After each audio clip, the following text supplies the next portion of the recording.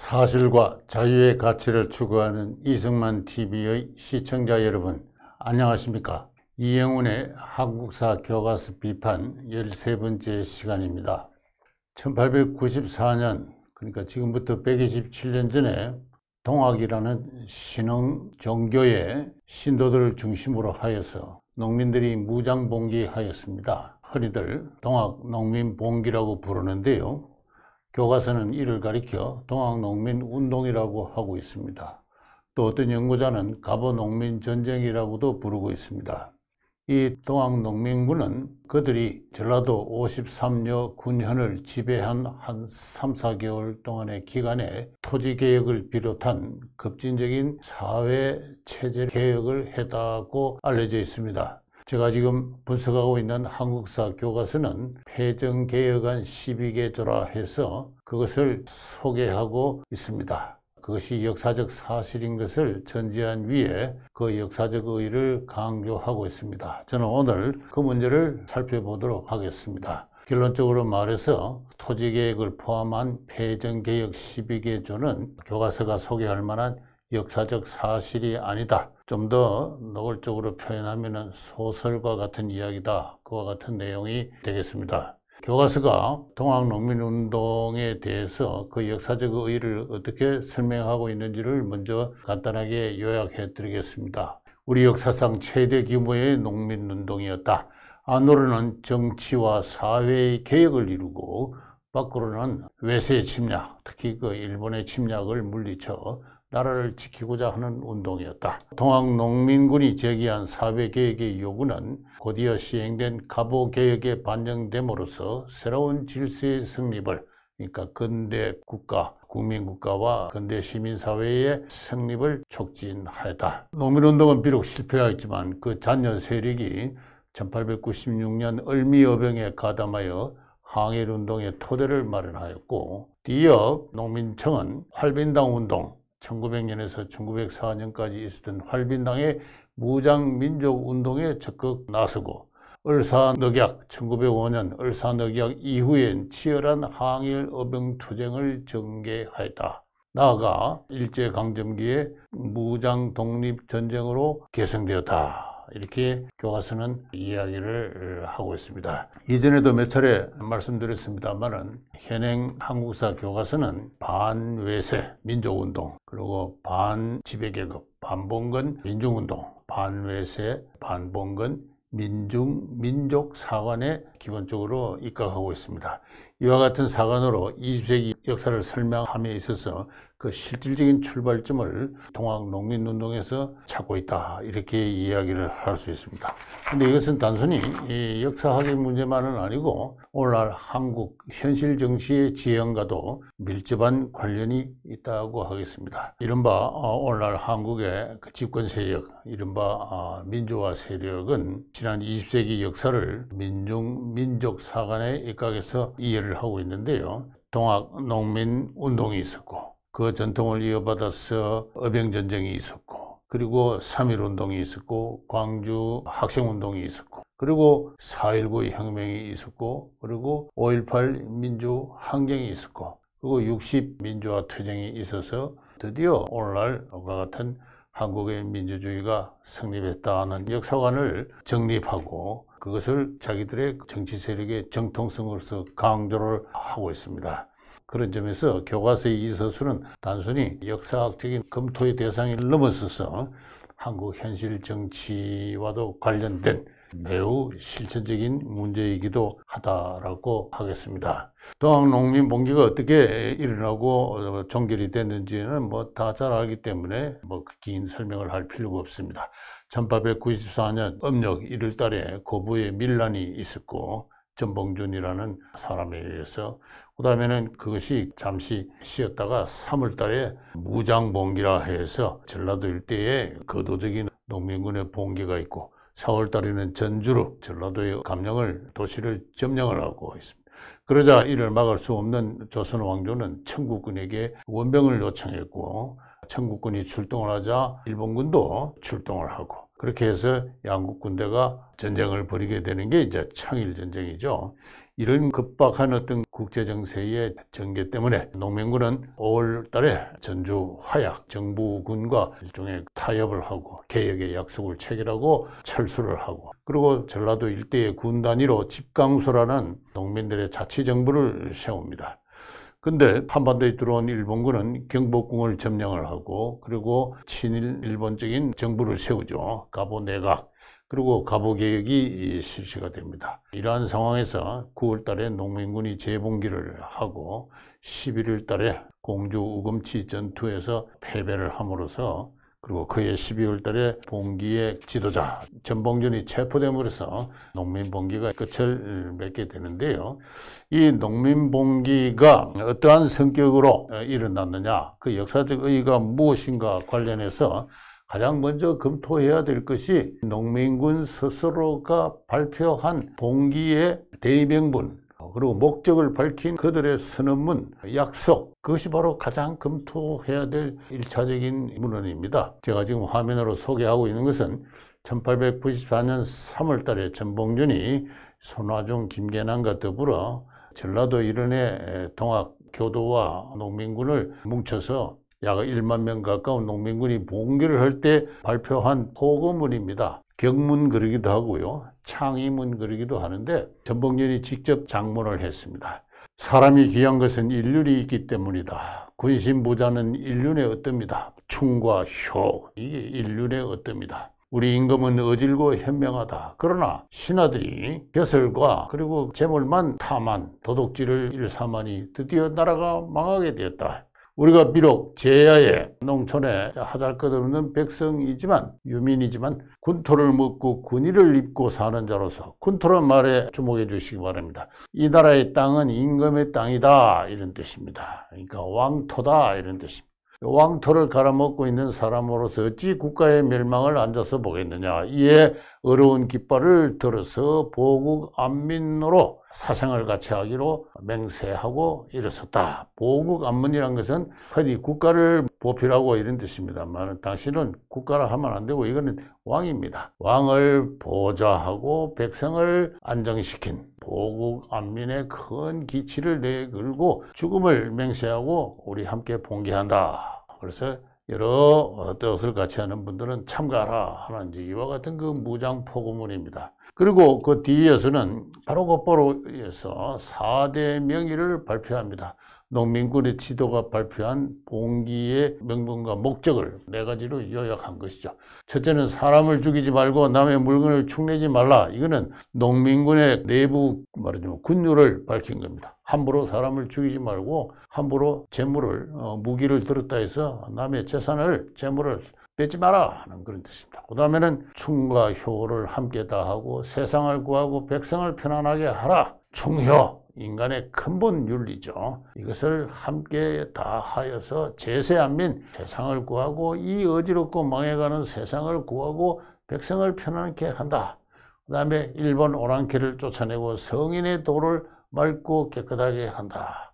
벌써 이 봉기는 처음부터 일본에 대한 어떤 적대적 어떤 우리 민족 감정의 기초에 있다고 할 수 있습니다. 그리고 이 오랑캐를 쫓아내고 성인의 도를 맑고 깨끗하게 한다. 이 성인이라는 것은 이제 공자맹자의 도로, 유학을 말하는 것이죠. 군대를 몰고 서울로 들어가 권기, 권세, 귀족들을 모두 멸하고 기강을 크게 떨침으로써 명분을 확고히 세움으로써 성인의 가르침을 따른다. 성인의 가르침, 충효에 입각해서 군대를 몰고 서울로 올라가서 벼슬자리와 재물을 탐하는 번기, 탐관 노래들을 모조리 몰아내고 임금의 밝은 덕을, 현명함을 드러내게 해서 세상을 구하고 백성을 편안하게 한다. 이게 동학농민봉기의 기본 대의 명분입니다. 그래서 이것에 입각하는 한 이 농민군의 기본 역사적 의의는 그 이전에 개별 분산적으로 각 지방에서 일어났던 밀란의 광역적인 집결 형태로서 유교적 건왕주의에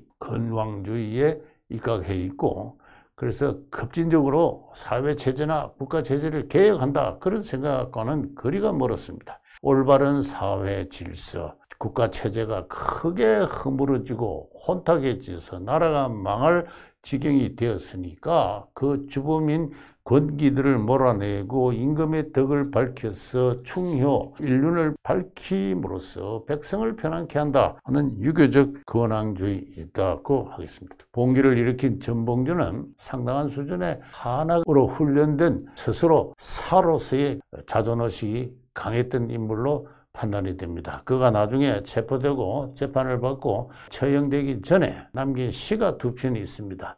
그 시를 읽어보면은 상당한 수준의 한문학의 훈련을 닦았다라고 이야기를 할 수 있습니다. 그러한 그가 보기에 세상은 더 이상 그냥 앉아서 볼 수만은 없는 혼탁함, 혼란함, 그리고 외세의 침입이 있어서 이를 자제할 수 없어서 한 3, 4년 전에 동아교도에 입도를 하고 그리고 접주라는 신분을 취득을 하고 또 종종 서울로 올라와서 중앙정치를 살피고 또 권자의 회복을 노리는 대원군과 접촉을 함으로써 봉기 이후의 상황까지도 대비하고자 했던 그런 준비를 한 다음에 때가 되자 동지들과 함께 봉기를 했다. 그 기본 명분과 목적은 유교적 권황주의에 충실한 것이었다. 이렇게 이야기를 할 수 있습니다. 이 점은 전봉준의 그 농민군이 전주감령을 점령을 하고 때에 따라서 청국군과 일본군이 양국군대가 출동을 하는 급박한 국제정세의 변화를 맞이해서 정부군과 타협을 하죠. 그때 패정개혁 27개를 내세웠는데 그 중에 14개가 나중에 전봉준이 재판을 받을 때 재판 판결문이 나와 있습니다. 그 14개를 제가 다 소개를 지금 할 수는 없고 그 중에 한 7개만 지금 이렇게 소개를 하는데 법 외에 세금을 징수하지 마라. 보부상인의 폐단을 금하라. 탐관놀이를 몰아내라. 매간매직을 하지 마라. 그 다음에 자벽을 낮춰라. 백성의 토지를 왕실의 토지라 하여 함부로 빼앗지 말라. 이런 식으로 당시 호남의 농민들이 나아가 전국의 농민들이 고통을 받고 있던 폐단을 고치자 하는 것이었다라고 할 수 있고 그것은 앞서 제가 소개한 무장봉기 경문이라든가 4대 명의와 일치하는 것이었다 이야기를 할 수 있습니다. 나중에 전봉준이 체포되어서 신문을 받습니다. 그 신문을 받을 때 신문관과 그리고 전봉준이 답한 내용이 장문으로 남아 있는데요. 그것을 봐도 마찬가지입니다. 그걸 가지고 전봉준의 공초, 문서, 공초는 신문서를 말합니다. 그때 이 신문관이 묻습니다. 동학이 무엇이냐? 그랬더니 수심하고 충효를 삼아 보국안민하는 것이다. 이거는 유자로서 훈련을 받은 사람의 동학 이해입니다. 동학을 창시한 최재우나 최시영이나 기타 동학의 정통 어떤 간부들은 이렇게 대답을 안 하겠죠. 인내천, 사람은 곧 하늘이다. 그렇게 해서 새나라를 추구한다. 이게 이제 동학의 기본 종교적 교리입니다만은 그러나 전봉준은 어디까지나 유자된 입장에서 수심경천, 마음을 지킨다. 마음의 본질이란 게 뭐예요? 인인데 인의 본질은 사회윤리로서 충효입니다. 충효를 지켜 근본으로 삼아서 보국안민, 임금을 보필하고 백성을 편안하게 한다. 1차 봉기 무엇이었더냐? 또 신문관이 물으니까 탐관오리를 제거하기 위해서였다. 다른 주의는 없느냐? 주의란 것은 뜻을 갖고 추구한 건 없느냐? 그랬더니 다른 주의는 없다. 보국안민 그것밖에 없다. 그리고 전주화약 뒤에 무슨 일을 하였느냐? 그러니까 각기 귀가하여 농사에 힘썼고 그 나머지 불항한 무리는 민간의 노략질함도 있었다. 전봉준 스스로 그렇게 이야기를 합니다. 이 시조문 전체를 읽어보면 전봉준이 매우 담담하게 이미 죽음을 결심한 사람으로서 자기 마음을 그대로 털어놓고 있는 어떤 담백함, 선비로서의 그 고고한 자세를 그 공초 속에서 충분히 읽을 수 있는데요. 화약을 맺은 뒤에 각기 집으로 돌아갔다. 그러나 집으로 돌아가서 농사를 지을 수 없는 사람들이 있죠. 그걸 불항한 무리라 그럽니다. 이거는 맹자에 나오는 이야기인데 항산이 없으면 항심이 없다라는 그 말에서 나오는 것입니다. 그러니까 일정한 재산과 농사가 있으면 마음이 항상되고 안정되어 있지만은 일정한 재산과 농토가 없으면 이리저리 떠돌아다니고 남의 집에 고용살이라든가 뭐 이렇게 하는 사람들은 마음이 안정되어 있지 못하고 불안정하다. 바로 그러한 우리 남의 집 고용살이를 하는 최하천민들을 가리킵니다. 이들은 노략질을 하기도 했다. 그러니까 취조관이 노략질한 군사는 너와 관계가 없느냐 하니까 우리와 관계가 없다. 전주 화약 뒤에 대재봉기를 하기 전까지 한 4개월간은 농민군의 최고 지도부는 전라도 50여 군현에 설치된 집강소, 그 자치정부에 대한 조직적이고 체계적인 통제를 하고 있지 못했다 하는 이야기를 저간의 사정을 여기서 확인할 수가 있습니다. 어쨌든 전봉주는 수심하여서 충효를 근본으로 삼아 보국 안민을 위해서 봉기를 했고 다른 뜻은 없었다는 것을 거듭 밝히고 있고 이 점에서 그는 상당히 일관되었다고 볼 수가 있습니다. 그런데 문제가 어디서 발생을 하느냐 하면은 오지영이라는 분이 있었습니다. 이분 1868년생이시고요. 그리고 1950년까지 당대인으로서 상당히 장수를 하신 분인데 이분이 1926년에 동학사라는 책의 원고를 썼습니다. 그리고 이것을 출간하는 것이 1940년입니다. 보여드리는 사진은 1940년에 출간된 동학 표지 뒤에 있는 오지영 선생의 사진이고요.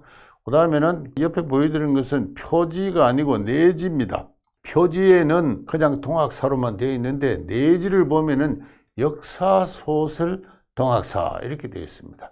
따라서 이 작가가 자기의 사진과 함께 자기 이름과 함께 출간한 책에 역사소설이라고 명확히 밝혔던 만큼 이것은 오늘날 근대과학적인 입장에서 역사서다라고 이야기하기는 좀 곤란합니다. 이 책에서 바로 제가 서두에 말씀드린 폐정개혁 12개 조항이 나옵니다. 전주화약 이후에 농민군이 전라도 각 군현에 집강소라는 일종의 농민 자치정부를 세웁니다. 그리고 그 집강소에서 한 4개월간 자기들이 지방행정의 헤게모니를 쥐고 있는 그 시기에 무슨 일을 했는가 하는 것을 오지영이란 분은 동학군에 직접 참여한 사람입니다. 전라도 무장 출신으로서 그 형제가 동학에 참가했고 형제는 오시영 씨는 동학군의 상당히 지도부에 속한 사람이었고 오지영 스스로도 한 중견간부 정도의 역할을 했던 사람입니다.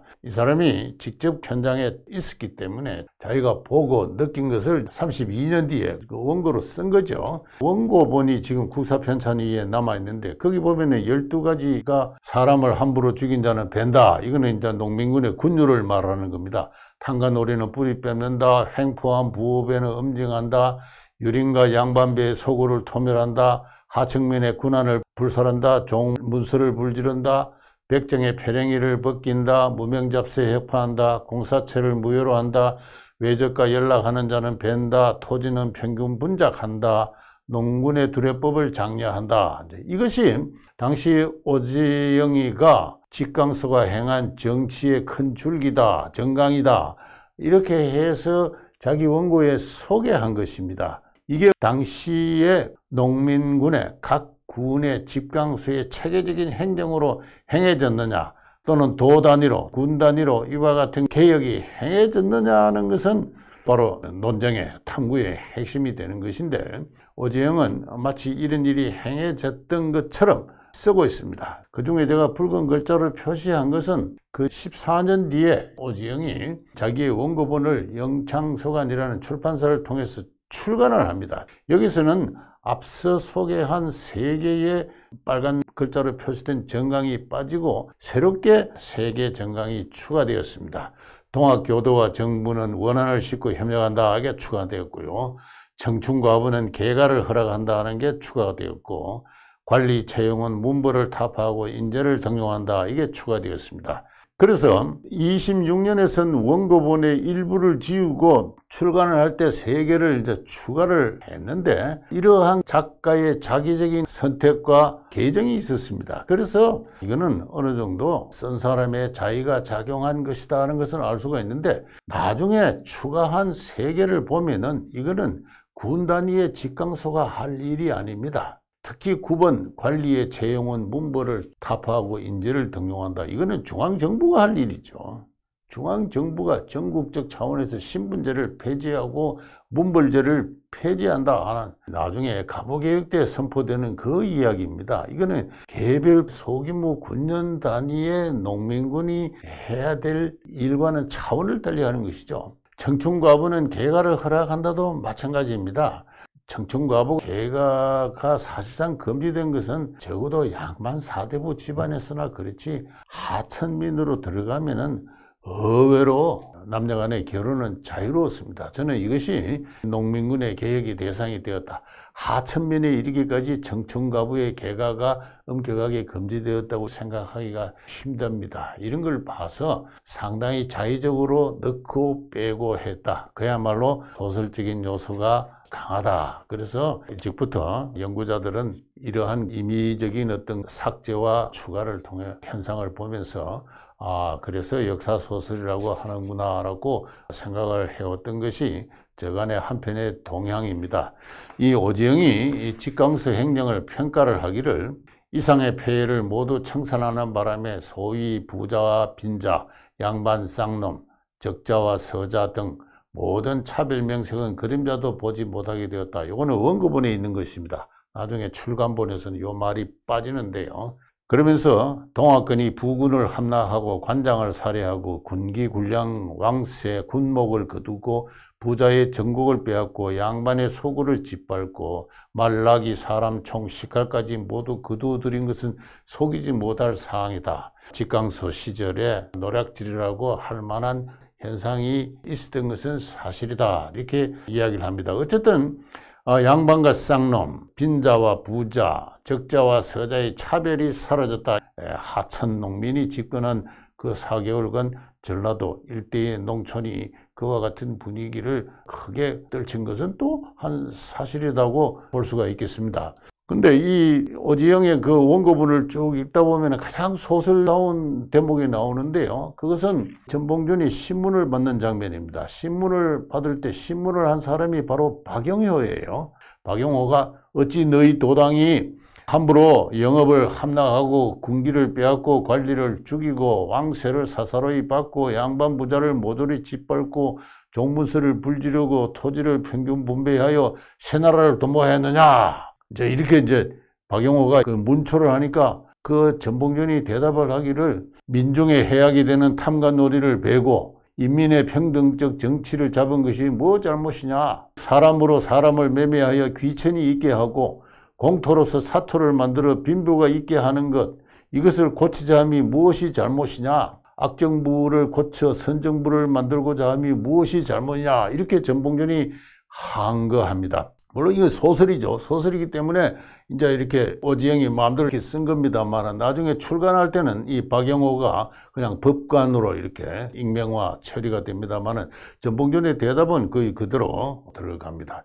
이것은 상당히 급진적인 사회개혁 사상입니다. 일종의 루소의 민량론을 연상시키게 합니다. 정치가 잘못되면 인민은 그것을 고칠 권리를, 천부의 권리를 갖고 있다는 이 서구의 계몽주의적 사상이 들어가 있을 뿐만 아니라 빈부의 격차가 있는 것을 고치는 것도 정당하다는 이야기입니다. 이거는 20세기 조선에 우리 한국에 들어온 공산주의 사상을 또 반영을 하고 있는 것입니다.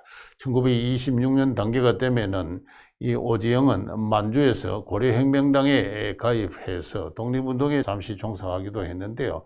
이런저런 경로를 통해서 그는 매우 급진적인 어떤 사상의 조류와 접촉을 하고 있었고, 그가 32년 전에 참여한 동학농민군을 그와 같은 것으로 정당화하고 해석을 함으로써 천도교 내에서 자기의 이상을 확보하려고 하는 의도가 있었던 것입니다. 그러한 의도에서 동학사를 썼다. 이것이 이제 여러 사람들이 지적을 하고 있는데 무슨 자료를 보고 했던 것이 아니기 때문에 이와 같은 소설적 대목을 통해서 이 전봉준을 일종의 사회혁명가로 성화시켰다 이야기를 할 수가 있습니다. 이 동학농민봉기에 대해서 제가 주로 참고하는 두 가지 책이 있습니다. 유영익 교수, 이승만 연구자로 유명한 유영익 교수가 쓴 동학농민봉기와 갑오경장, 이 책에서는 여러 자료, 1차 자료를 검토한 결과 동학은 유교적 건황주의에 충실한 그와 같은 것 전통적인 지식인 유자가 당시의 사회, 국가, 현실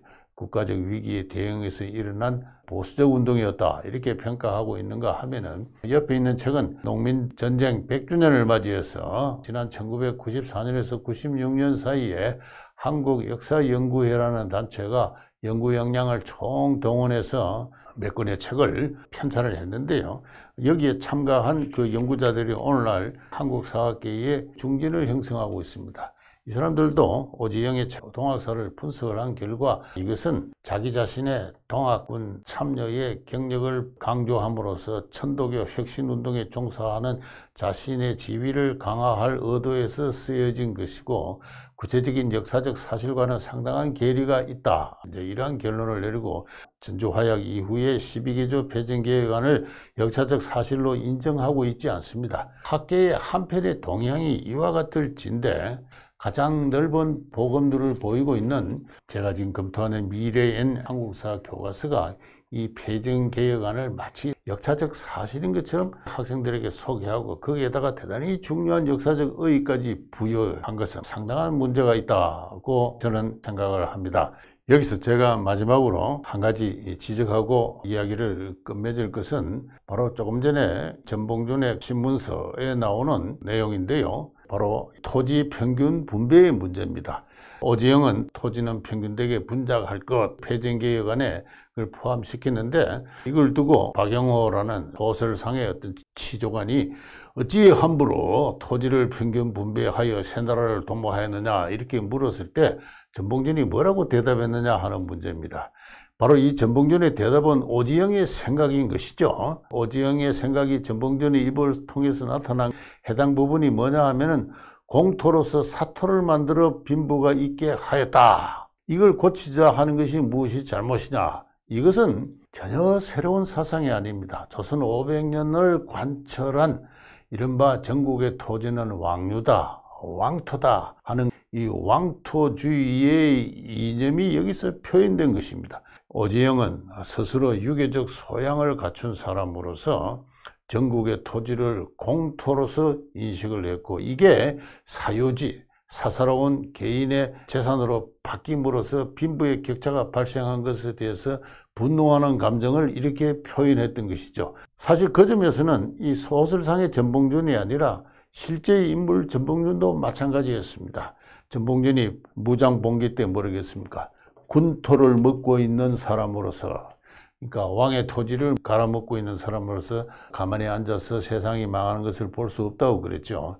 따라서 이 토지 평균 분작사라는 것은 조선의 유교적 소양을 갖춘 지식인이면은 누구나 할 수 있는 이야기였다. 이것에 근거를 해서 그 유교적 소양과는 일정한 거리가 있는 하천민이 중심이 된 직강소 시절에, 더구나 그때는 농번기죠. 5월에서 9월 달까지 그 농번기에 토지개혁이 이루어졌다고 보는 것은 그들의 사상적 차원과도 다를 뿐만 아니라 현실에서도 그것이 불가능한 일이었다. 따라서 이 토지 평균 분작의 문제를 지나치게 강조를 해서 동학농민운동의 역사적 의의를 한국 민족운동의 시발로 보는 것, 그 정통을 사회주의적 어떤 운동으로 잡고자 하는 지적 노력에는 상당한 문제점이 있다는 것을 마지막으로 지적해 드리고자 합니다.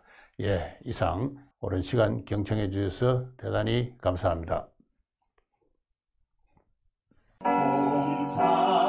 공산학점 신음하는 공포 들이려